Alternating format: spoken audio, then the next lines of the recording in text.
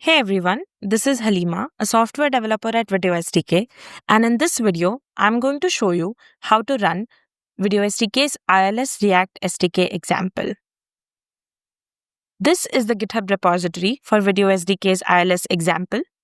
This repository includes an extensive list of features that include the media controls, enhanced video and audio capabilities, interactive features such as Whiteboard, chat, and sending virtual gifts, accessibility for real-time captioning, and great moderation tools. The setup for this project include signing up on VideoSDK's dashboard and familiarizing yourself with the concept of token for authentication purposes. The prerequisites for this project include React version 16 or later, Node version 10 or later, and a valid VideoSDK account. To understand the live stream modes, we provide two major modes: send and receive only. The first mode, that is the send and receive mode, is designed primarily for the hosts or co-hosts. Participants in this mode can send and receive their media streams, so they can broadcast their audio and video directly to the audience. For participants in receive-only mode, they can only consume the audio and video streams by the host participants. They cannot produce their own audio and video. Thus, they can only view and listen to the hosts but not share their own media. So without further ado, let's get into running the sample app. The first step is to clone the repository.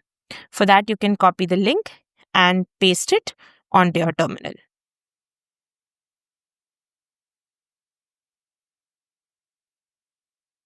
Once you've cloned the project, next you will require an authentication token.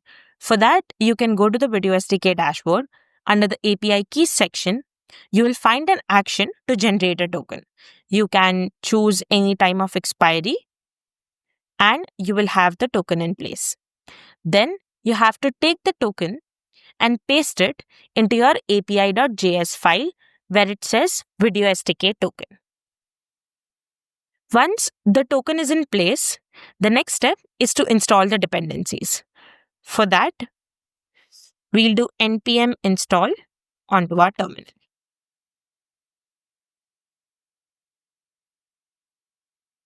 Once the dependencies are installed, the next step is to now run the application. For that, we'll do npm run start. And here it is, our application up and running. As you can see, you have two modes: to join as a host and to join as a viewer. When you join as a host, you can share your audio and video streams. And when you join as a viewer, you can only consume audio and video streams by the hosts and the co-hosts. This is how the application will look like up and running. You can create a live stream, join as a host, or join as a viewer.